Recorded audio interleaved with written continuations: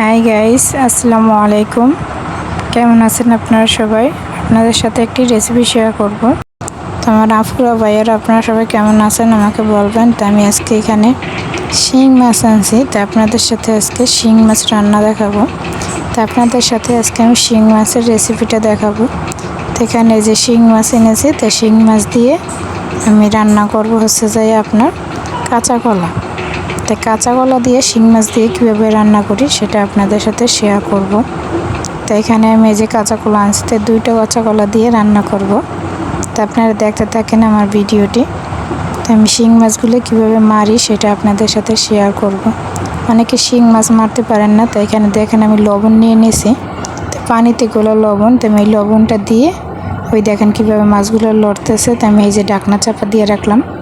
তো অবশ্যই এইভাবে আপনারা মারার চেষ্টা করবেন। আর এখানে এই যে শিং মাছগুলো আমি ডোলে পরিষ্কার করে নিয়েছি, একদম সাদা বানিয়ে ফেলেছি। অনেকে কালো কালো রান্না করে, কিন্তু আমরা কালো খেতে পারি না। এখানে আমি শিং মাছগুলো ডোলে একদম পরিষ্কার করে নিয়েছি, এবং কি শিং মাছের ভিতরে কিন্তু রগ থাকে। তো এই রগগুলো সবাই চেষ্টা করবেন ফেলাই নিতে। শিং মাছ সাইডে কেটে রগগুলো বের করে নেবেন।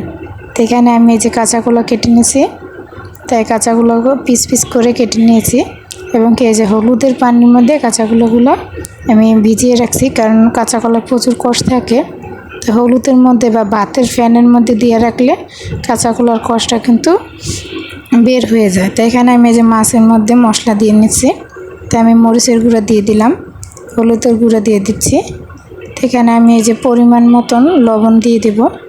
তো লবণ দিয়ে আমি এই যে মাছগুলো এবং মেখে নেব। তো মাছগুলো মেখে নিচ্ছি আমি। এখানে আমি মাছগুলো মাখা হয়ে গেলে ভেজে নেব। অনেকে আছে মাছ কষায় রান্না করে, তাই মাছ কষায় রান্না করলেও ভালো লাগে। তাই আমি মাছ ভেজে রান্না করি বেশিরভাগ, তাই আমি মাছগুলো ভেজে নেব। তো আপনারা দেখতে থাকেন আমার ভিডিওটি। তো এখানে এই যে তেল গরম হয়ে গেছে, তা মাছগুলো ভেজে নিচ্ছি। তো আমি সব মাছগুলোই ভেজে নেব। আর এই শিং মাছ, কই মাছ এবং কি এই বাইং মাছ, এগুলো কিন্তু ভাজতে গেলে কিন্তু মাছগুলো বেঁকা হয়ে যায়। তাই আমি সবসময় চেষ্টা করি মাছগুলো উল্টিয়ে দেওয়ার। তা মাছগুলো উল্টিয়ে দিলে কিন্তু আর বেঁকা হয় না, কারণ কিন্তু বেঁকা হয়ে যায় এবং কি মাছগুলো ভেঙে যায়। তাই প্রত্যেকটা মাছ উল্টাই দিই, তাহলে কিন্তু মাছগুলো আর ভাঙবে না। তাই মাছগুলো উল্টাই দিচ্ছিলাম যাতে মাছগুলো না ভেঙে যায়, কারণ সোজা না হলে মাছগুলো ভেঙে যায়। তাই আমি উল্টাই দিচ্ছিলাম। তো আপনারা সবাই আমার ভিডিওটি দেখেন কীভাবে মাছটা রান্না করি। তো এখানে আমি যে মাছগুলো সব উল্টিয়ে দিচ্ছিলাম। তো মাছগুলো ভাজা হতে থাক, আপনাদের সাথে আমি রান্নার রেসিপিটি শেয়ার করি। তো এখানে এই যে মাছগুলো ভেজে নিচ্ছিলাম এখনও। তো এই জায়গায় আমার পেঁয়াজ কুচি ভাজা হয়ে গেছে, তো আমি পেঁয়াজগুলো ভেজে নিয়েছিলাম। তো এই জায়গায় আমি আদা রসুন বাটা দিয়ে দিলাম, আর অল্প পানি দিয়ে দিচ্ছি। তো আমি পানি দিয়ে মশলাটা কষিয়ে নেব। তো এর মধ্যে আমি এই যে এখন হলুদের গুঁড়া দিয়ে দিলাম, মরিচের গুঁড়া দিয়ে দিচ্ছি, এবং কি লবণ। তো আমি পরিমাণ মতন লবণ দিয়ে দিতেছি।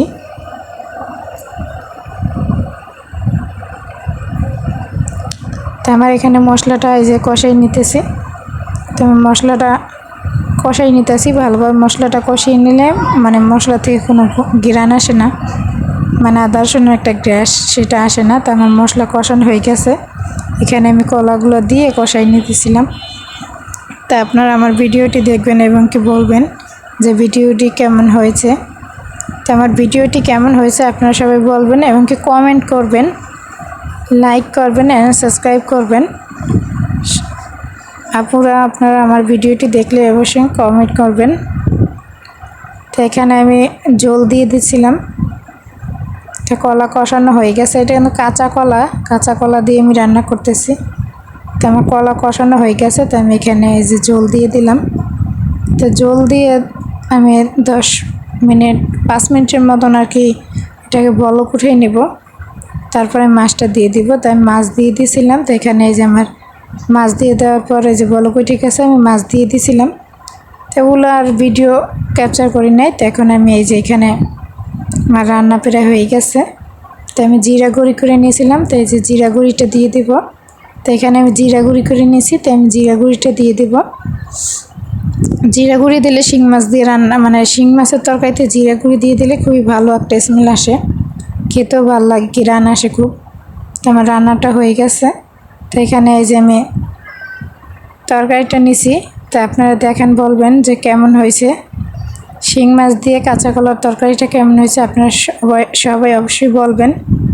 তো এখানে আমি আজকে আরও ডাল রান্না করছিলাম, তো শিং মাছ রান্না করছি আর ডাল পাক করছি। তো এখানে আমি এই যে ভাত নিয়েছি, তো আপনাদের সাথে শেয়ার করব খেয়ে যে তরকারিটা কেমন হয়েছে। তো আপনারা দেখতে থাকেন ভিডিওটি। তো এখানে এই যে তরকারিটা আমি নিয়ে নিয়েছিলাম যে দেখি খেয়ে আপনাদের সাথে শেয়ার করব যে তরকারিটা ভালো হয়েছে কিনা। তো তরকারিটা কিন্তু অনেক ভালো লাগছে, খেতে কিন্তু খুবই স্বাদ হয়েছে, ঝাল ঝাল খেতে ভালোই লাগছে। তো আপনারা কারা কারা শিং মাছ খেতে পছন্দ করেন অবশ্যই কমেন্ট করবেন, এবং কি এই রেসিপিটি ভালো লাগলে সবাই আমার চ্যানেলটি সাবস্ক্রাইব করবেন, এবং কি শেয়ার করবেন, কমেন্ট করবেন, এবং কি আমার চ্যানেলের পাশে থাকবেন। আসসালামু আলাইকুম।